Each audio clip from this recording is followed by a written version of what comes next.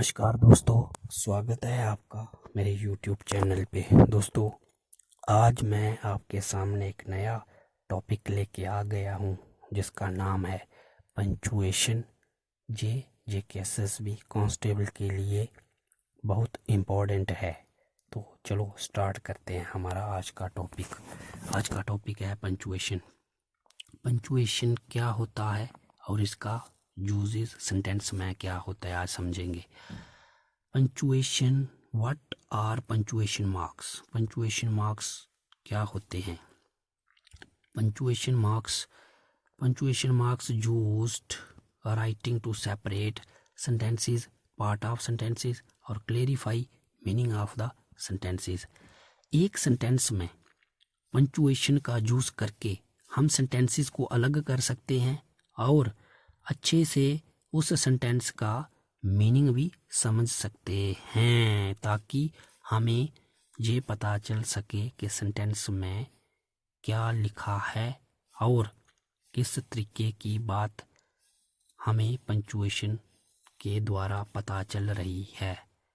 तो इस प्रकार की पंचुएशन यूज़ करके हम सेंटेंस को अच्छे से क्लेरिफाई करके और उनका मीनिंग अच्छे से समझ सकते हैं, सेंटेंस में क्या लिखा है। अब आगे देखते हैं। Punctuation helps separate different elements for from each to make write more clearly.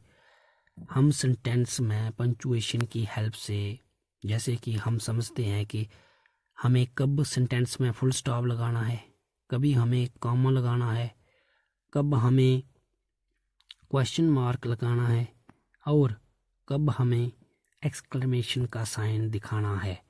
इन सभी पंचुएशन का यूज़ करके हम सेंटेंस को बहुत ही क्लियरली समझ सकते हैं कि सेंटेंस में क्या लिखा है और सेंटेंस हमें क्या बताना चाहता है। ये सभी हमें पंचुएशन के द्वारा ही अच्छे से क्लियरली पता चलता है कि सेंटेंस का एक्चुअल मीनिंग क्या है। तो हम देखते हैं कुछ पंचुएशन, जैसे कि पहला पंचुएशन है फुल स्टॉप आपने देखा है। दूसरा है कॉमा, तीसरा है क्वेश्चन मार्क, फिर उसके बाद है एक्सक्लेमेशन साइन, फिर कॉलन, फिर सेमी कॉलन, फिर उसके बाद एपोस्ट्रॉफी, फिर dash, hyphen, parenthesis, quotation mark और एलिप्सिस। ठीक है जी। ये कुछ ऐसे पंचुएशन हैं जो हम सेंटेंस में यूज़ करके ये पता लगा सकते हैं कि सेंटेंस में क्या लिखा है और सेंटेंस का मीनिंग अच्छे से अंडरस्टैंड कर सकते हैं। आई होप आपको समझ लगी होगी। तो स्टार्ट करते हैं। अब वन बाय वन समझते हैं कि पंचुएशन का जो सेंटेंस में कैसे करते हैं। पहले हम थोड़ा सा पढ़ लेते हैं। Why are punctuation marks used. हम क्यों यूज़ करते हैं पंचुएशन का, ये भी एक बहुत बड़ा सवाल है। पंचुएशन की हेल्प से जो रीडर होता है, सेंटेंस को पढ़ने वाला, उसको क्लियरली अंडरस्टैंड हो जाता है जो मैसेज वो सेंटेंस के द्वारा समझता है। ठीक है जी। अगर एक भी पंचुएशन सेंटेंस में गलत लग गया तो पूरे सेंटेंस को बदल सकता है, उसके मीनिंग को बदल सकता है। पंचुएशन की हेल्प से कभी कभी हमें ये अंडरस्टैंड होता है कि कब हमें स्टॉप होना है सेंटेंस में और कब हमें पॉज लेना है और कब हमें इमोशन दिखाने हैं एक सेंटेंस में। आई होप आपको पंचुएशन का अच्छे से समझ लगा होगा कि सेंटेंस में इनका क्या यूज़ है।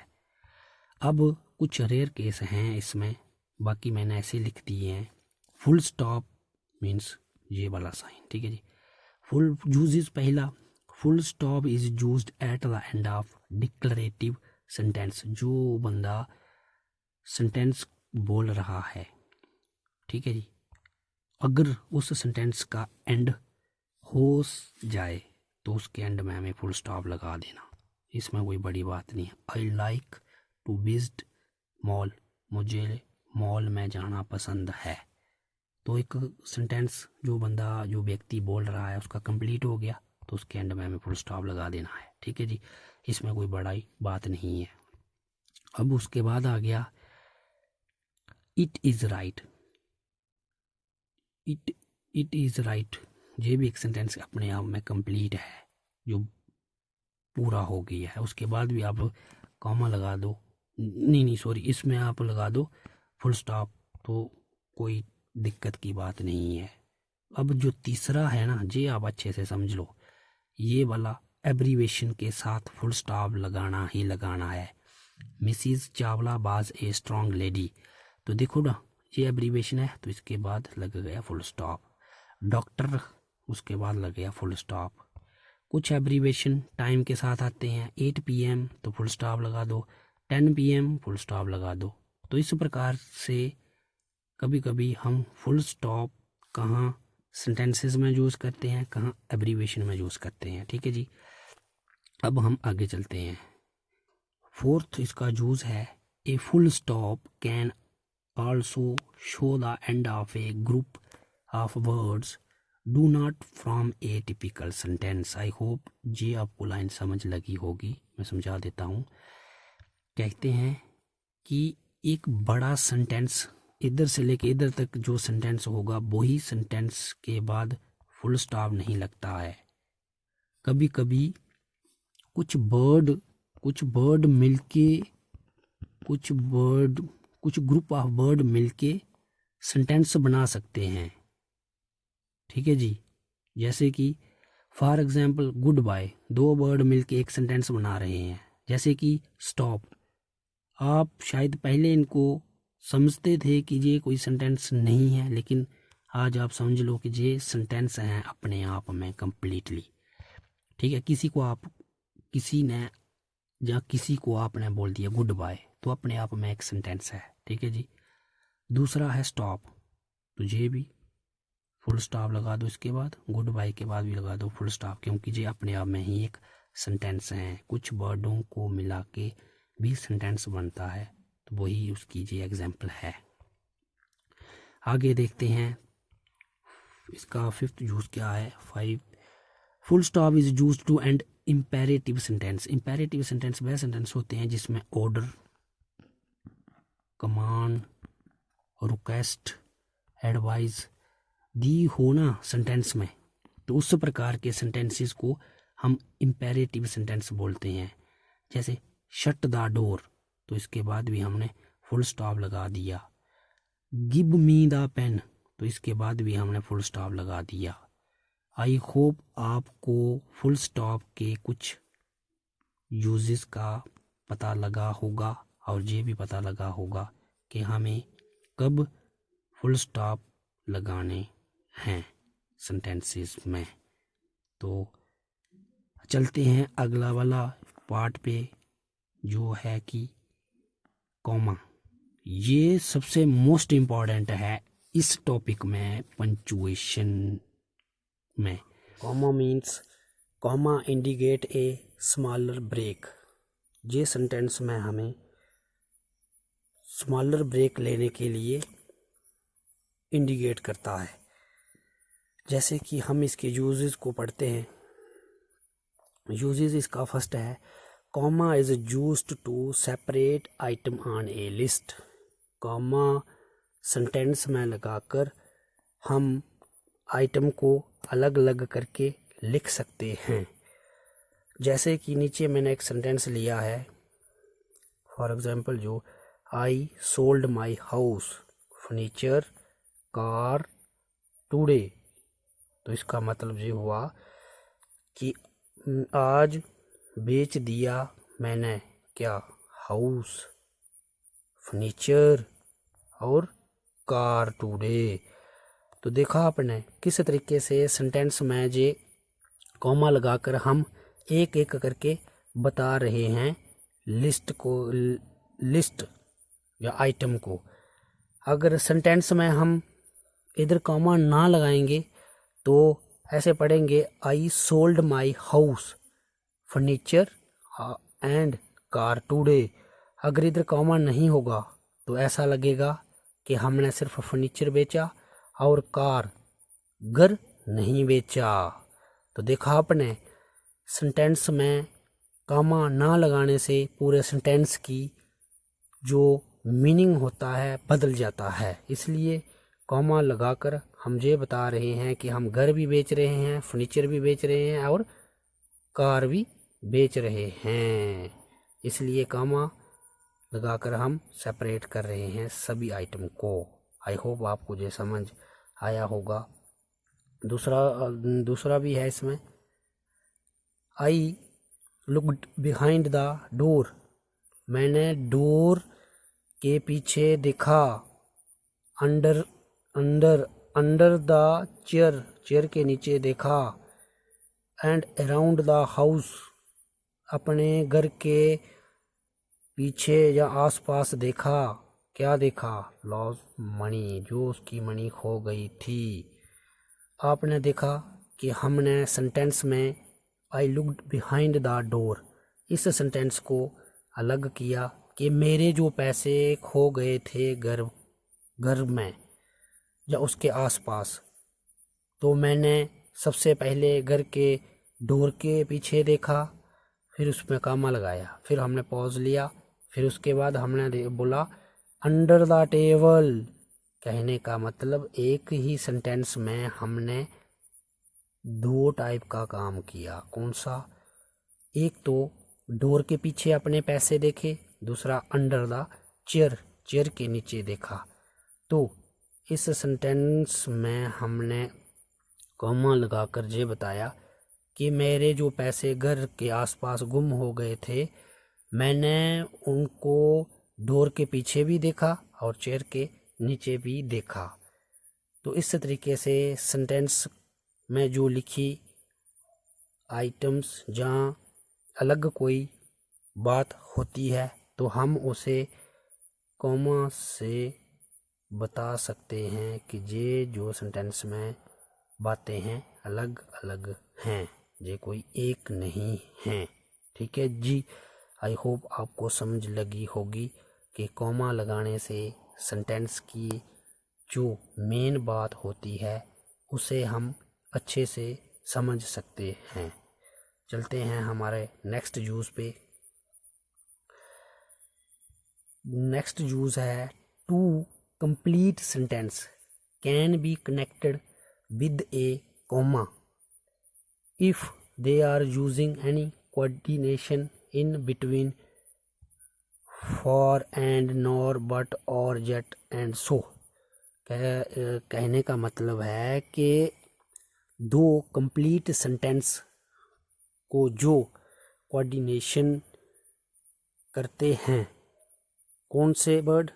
जैसे कि दो सेंटेंसों के कंप्लीट में आते हैं और जो जोड़ते हैं, जैसे फॉर एंड नोर बट और जेट और सो, दो कंप्लीट सेंटेंसों को जे वर्ड जोड़ते हैं तो उनसे पहले भी हमें कॉमा लगाना चाहिए। जैसे कि for example Daksh went to party, Daksh जो पार्टी में गया। एंड देन डांस देयर, पहले वो गया फिर वहाँ जाके उसने डांस किया। यानी कि दो अलग अलग क्रियाएं हैं, अलग अलग बातें हैं। तो इन दोनों को कौन जोड़ रहा है? एंड से ये जुड़ रही हैं। तो एंड से पहले हमने क्या लगा दिया? कॉमा कि भाई ये वाला सेंटेंस जो है, पहले वो पार्टी में गया, फिर उसके बाद डांस किया। तो इसलिए दो सेंटेंसों के बीच जब एंड लगा हो तो उससे पहले भी हम क्या कॉमा लगा सकते हैं। ठीक है जी। अब दूसरा देखो, you can eat an ice cream with me, आप मेरे साथ आइसक्रीम खा सकते हो या खा सकते हो।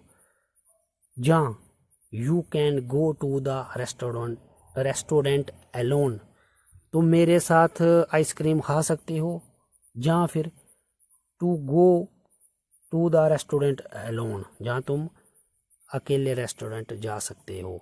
देखा आपने, ये चॉइस दे रहे हैं, जहाँ तुम मेरे साथ खाओ या अकेले चले जाओ। तो जब हमने और लगा लिया तो इस वाले को हमने सेंटेंस में क्या लगा दिया, कॉमा से हमें ये लगा के जहाँ तुम मेरे साथ रहो या अकेले चले जाओ। तो इसलिए जब दो चॉइस वाले सेंटेंसों को कोई जोड़ता है तो उसके पहले भी हमें कॉमा लगाना चाहिए, ताकि कॉमा हमें ये बता सके कि पहले वाला सेंटेंस क्या बोल रहा है और दूसरा वाला सेंटेंस क्या बोल रहा है। और दोनों चॉइसों को हम जब इकट्ठा जोड़ते हैं तो उसके साथ जब और लगता है तो उसके पीछे हम कॉमा लगा सकते हैं। आई होप आपको ये वाला कंसेप्ट क्लियर हुआ होगा कि जब दो कंप्लीट सेंटेंसों को कोई इन सभी में से कोई जोड़ता है तो उससे पहले भी कॉमा लगाया जा सकता है। ठीक है जी, अब चलते हैं हम। तीसरा यूज है कॉमा का, N incomplete sentence is linked with A complete sentence by using A comma. इसका मतलब कहने का है कि कुछ सेंटेंस ऐसे होते हैं जो इनकम्प्लीट और कंप्लीट सेंटेंस होते हैं। जो कंप्लीट सेंटेंस होता है उसके साथ इनकम्प्लीट सेंटेंस जोड़ दिया जाता है बाय ये कॉमा के द्वारा। ठीक है, जैसे ही इसने लिखा है कि even though I tell my parents I hate parties, भले ही मैं बोलती हूँ कि मुझे पार्टीज पसंद नहीं है। किससे? अपनी पेरेंट्स से। भले ही क्या मुझे पसंद नहीं है, पार्टीज मुझे पसंद नहीं है। तो ये एक ऐसा सेंटेंस है, इनकम्प्लीट सेंटेंस है। भले ही क्या, तो आगे वाला जो है I went to my cousin birthday party. I went to my cousin birthday party, मैं अपने कज़न की पार्टी में गई थी।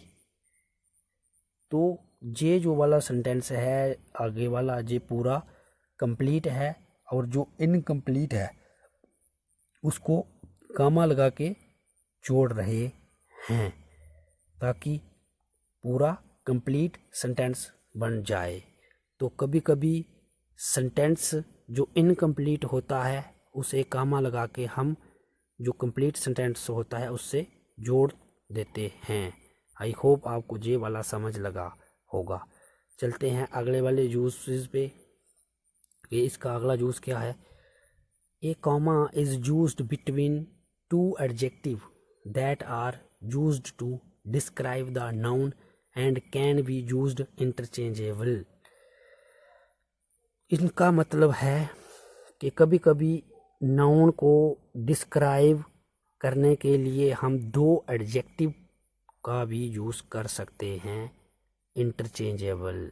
ठीक है जी, जैसे कि आई सा ए, मैंने देखा एक ब्यूटीफुल कंफर्टेबल बेड।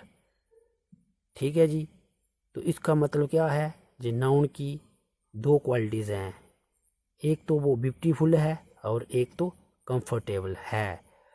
लेकिन इन दोनों विशेषताओं को तब तक हम नहीं बोलेंगे सही जब तक दोनों को अलग करके नहीं लिखा। तो अलग किससे होंगी, कॉमा। अब देखो, मेरा बेड, जो बेड मैंने देखा वो सुंदर है, फिर कॉमा लगाया, और कंफर्टेबल भी। आई होप ये वाली समझ लगी होगी कि नाउन को डिस्क्राइब करने वाले एडजेक्टिव भी कभी कभी टू भी आ जाते हैं, और उन दोनों को सेपरेट करने के लिए कॉमा लगाया जाता है। और कभी कभी ये इंटरचेंजेबल भी हो सकते हैं, जैसे कि I saw a comfortable comma फिर ब्यूटीफुल। मेरा बेड कंफर्टेबल है और ब्यूटीफुल है, जो एक दूसरे के इंटरचेंजेबल भी हो सकते हैं, तब भी ठीक है। लेकिन इन दोनों को सेपरेट करने के लिए हमें कॉमा लगाना पड़ेगा ताकि हमारे बेड की दो क्वालिटीज़ बताई जाए अच्छे से। बस यही था इसमें। आई होप आपको ये वाला समझ लगा होगा। अब नेक्स्ट है use if an extra information about any noun in the sentences is mention then use a comma. कॉमे जो कॉमा होता है इसका हम कभी कभी सेंटेंस में यूज़ इस तरीके से भी करते हैं ताकि सेंटेंस को पूरी तरीके से हम समझ सकें। लेकिन सेंटेंस में अगर किसी नाउन की एनी नाउन की कोई एक्स्ट्रा इन्फॉर्मेशन देनी या मेंशन करनी होगी तब भी हम कॉमा यूज़ करते हैं। कहने का मतलब है कि नाउन की अगर एक्स्ट्रा क्वालिटी कोई बतानी है, एक्स्ट्रा क्वालिटी, तो भी हम क्या करते हैं, कॉमा लगाकर उसको बता सकते हैं। जैसे I drunk a lot of Chinese soup also known as manchow. तो when I went to the hotel. अब इस वाले को ध्यान से सुनना। I drunk a lot of Chinese soup, मैं बहुत ज़्यादा चाइनीज सूप पीती। लेकिन जो चाइनीज सूप है, इस चाइनीज सूप को क्या कहते हैं, आल्सो नोन एज मंचाओ। मैं सूप पीती हूँ, चाइनीज सूप बहुत पीती हूँ। लेकिन उसी चाइनीज सूप की एक्स्ट्रा इन्फॉर्मेशन दे दी कि इस चाइनीज सूप का नाम मंचाओ है। तो जो एक्स्ट्रा इन्फॉर्मेशन इस चाइनीज सूप की, जो इस नाउन की विशेषता जो एक्स्ट्रा दी गई, मंचाओ इसका जो नाम है, तो ये हमें कॉमा लगा के ही बतानी पड़ी कि इस सूप की एक्स्ट्रा इन्फॉर्मेशन क्या है, कि इस चाइनीज सूप का नाम है मंचाओ। तुझे इस नाउन की एक्स्ट्रा इन्फॉर्मेशन होगी। तो जब भी हम नाउन की एक्स्ट्रा इन्फॉर्मेशन देंगे तो कॉमा लगाएंगे। इधर कॉमा नहीं है, ये ऐसे लग गया है, ठीक है, ये है कॉमा, ठीक है जी। तो ये नाउन की एक्स्ट्रा इन्फॉर्मेशन बता रहा है। आई होप आपको ये वाला भी समझ लगा होगा। मैं अपने से पूरी कोशिश कर रहा हूँ कि आपको अच्छे से समझा सकूँ, लेकिन इंग्लिश एक लैंग्वेज है, इस लैंग्वेज को बड़ी बारीकी से पढ़ना पड़ता है, तभी जाके ये समझ आती है। अगला जूजेस है, आगे वाले जूस जो हैं ये बहुत ही आसान हैं, इनकी कोई इतनी टेंशन नहीं है। Comma are always used set off sudden adverb. कुछ ऐसे एडवर्ब हैं जहाँ बिगनिंग में ही सेंटेंस के अगर आ गए तो include, however, in fact, therefore, never, nevertheless, moreover, furthermore या स्टिल, इस प्रकार के कभी भी आपको एडवर्ब सेंटेंस के एंड में दिख जाएं तो इनके सामने आप कॉमा लगा सकते हो। बस इसमें यही है। जैसे ये आगे ना देयरफॉर, तो इसके आगे कॉमा लगा दिया। आगे जितना भी सेंटेंस है आप लिख सकते हो आराम से। बस इसमें यही रखना है कि जब भी कोई एडवर्ब स्टार्टिंग में आ गया तो उसके आगे कॉमा लगा दो। बस ये वाला सेंटेंस इतना ही है, इसमें आगे समझने की कोई ज़रूरत नहीं है। Use number 7, if A title follow a name, separate title for rest of sentence with A comma. ये अच्छे से समझना। इसने बोला अगर कोई व्यक्ति है, उसको कोई, अगर कोई व्यक्ति है, अगर उसको कोई टाइटल या नेम दे दिया है, या कोई ऐसे कोई बड़ा टाइटल दे दिया है, चाहे छोटा टाइटल दे दिया हो, कोई भी टाइटल दिया हो, तो उन दोनों को सेपरेट कॉमा से ही करना होगा, तभी जाके वो सही होगा। जैसे कि समझाता हूँ, Parul Sharma HR has been appointed to the board. कहने का मतलब जो पारुल शर्मा है वो कौन है, HR है, सेम व्यक्ति है, लेकिन हमने पारुल को अलग कर दिया, HR को अलग कर दिया। क्यों? क्योंकि हमने 2 बातें बतानी हैं एक व्यक्ति के बारे में। एक तो वो खुद है और दूसरा वो क्या है, होटल का HR। तो इस तरीके से जब भी हम किसी व्यक्ति को कोई टाइटल दिया जाता है तो उसे हम कॉमा से अलग करके आगे वाली लाइन फिर कंटिन्यू कर सकते हैं। तो इस जैसे कि यूज नंबर 8 है, in numbers more that 4 digits long comma is used to separate the number into group of 3 starting from the right। जैसे कि आप देख रहे हो ये 4 डिजिट हैं, ये भी 4 डिजिट हैं, तो हमने राइट से काउंट करना है 1 2 3 और 3 के बाद कॉमा लगा देना है, बस इसमें इतना ही है। अब देखो ये 1 2 3, तो 3 के बाद लगा दिया कॉमा, 1 2 3 इधर होता तो इधर लगा देना था, तो इसके पीछे ये लिख देने थी। आई होप आपको ये वाला कंसेप्ट समझ लगा होगा कि हर 3 डिजिट के बाद जैसे कि 1 2 3 4 5 6 आ गया, तो 1 2 3 4 5 6 आ गया, तो हमें राइट से काउंट करने हैं 3, तो ये आ गया इधर कामा 1 2 3, तो इधर आ गया कामा, अगर इधर होगा इसके पीछे तो जो वो लिख जाएगा। तो कहने का मतलब 3 डिजिट के बाद हम कामा लगाएंगे, इसका मतलब ये है। ठीक है जी। आगे 9 यूज क्या है, use comma is used to separate part of dates और एड्रेस। कॉमा जब हम सेंटेंस को पढ़ते हैं और कभी कभी सेंटेंस में हमें कभी कभी सेपरेट कुछ बातें लिखी होती हैं, जैसे कि कहीं स्ट्रीट हो गया, सिटी हो गया, स्टेट हो गया, तो इसको भी हमें कॉमा से अलग करना पड़ेगा। बस यही मेरा कहने का इधर उद्देश्य है कि एग्जाम्पल देख लो, यश वास बोर्न इन नेहरू नगर, ये किसी सिटी का नाम है, तो इधर हमने अलग लिख लिया।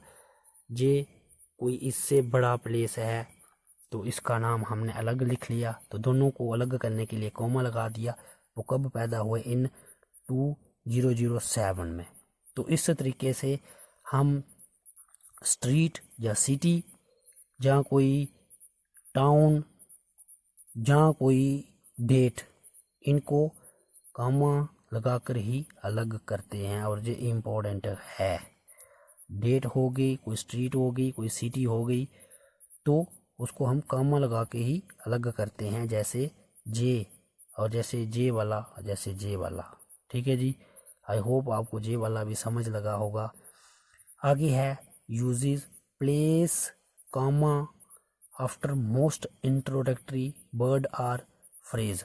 कुछ ऐसे इंट्रोडक्टरी वर्ड होते हैं जहाँ फ्रेजेस होते हैं जो बीच में सेंटेंस के नहीं आते हैं, अगर कहीं स्टार्टिंग में ही आ गए, जैसे कि जे वाला वर्ड आ गया और इसके सामने जो हमने लिखा वो पूरा सेंटेंस लिख देना है, और जो उससे पहले आया मीन वाइल्स, तो उसे हमें कॉमा से सेपरेट करना है। कुछ ऐसे फ्रेजेस या कुछ एक इंट्रोडक्टरी वर्ड होते हैं, बस यही मैं आपको कॉमा में बता सकता हूँ। चलते हैं हमारे नेक्स्ट पार्ट में।